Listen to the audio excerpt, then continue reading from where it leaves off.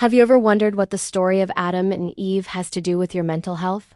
Let's look at this ancient story through a modern lens, and you might be surprised by what you find.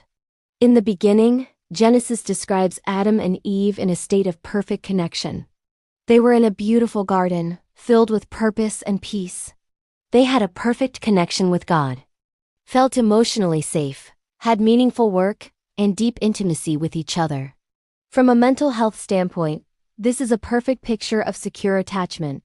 They felt seen, safe, valued, and connected. We are all wired for this kind of emotional environment. Before sin, mental and emotional health were in perfect balance.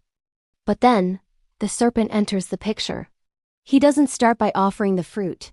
He starts by messing with Eve's mind. He plants a tiny seed of doubt. Did God really say? This is the beginning of cognitive distortion. He makes her question her identity, her worth, and God's intentions. Temptation almost always begins with a subtle shift in our thinking, not some big, dramatic action. The serpent attacks trust, security, and self-perception, which is exactly how negative thought patterns can erode our emotional stability today. After they eat the fruit, the very first emotion the Bible records is shame.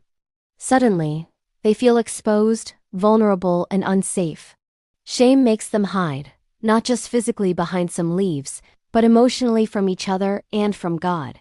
Then comes fear. Adam says, "I was afraid, so I hid." This is the first time fear appears in the human story. From a mental health perspective, we see a complete collapse, loss of innocence, loss of safety, internal conflict, anxiety, and avoidance. Shame and fear are two of the most powerful emotional forces we experience, and they enter the world right here. But look at God's response. He calls out, "Where are you?"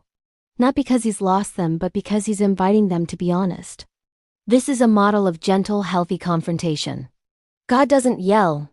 He doesn't shame them. And he certainly doesn't abandon them. He creates a safe space for them to speak their truth.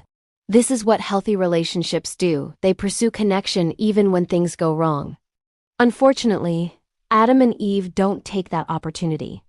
When God asks what happened, Adam blames Eve and Eve blames the serpent. This is a classic defense mechanism. They're avoiding responsibility, protecting their egos, and redirecting their shame because they can't face the consequences. Blaming others when we feel overwhelmed or exposed is a behavior as old as humanity itself. The consequences they face aren't just arbitrary punishments. They're the natural outcomes of broken trust. They experience pain, conflict, hard work, and separation from that perfect garden. This mirrors the emotional realities we all face in a broken world: struggle, grief, anxiety, and relational tension. The world is no longer the safe, predictable place it once was. But the story doesn't end there. Before they leave the garden, God does something incredibly tender. He makes garments of skin and clothes them. This is a powerful act of emotional care. He covers their shame, protects their vulnerability, and meets their emotional need before sending them out into a new reality. It shows that even in the middle of consequences, there is compassion.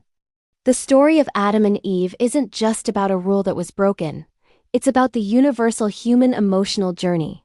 It shows us that shame makes us hide, fear distorts our perception, and broken trust devastates our mental health. But it also shows us that from the very beginning, God has been pursuing us, inviting us to be honest. This ancient story reveals that the human heart has always wrestled with identity, trust, fear, and shame, and that God's ultimate goal has always been our emotional and spiritual wholeness. Thanks so much for watching.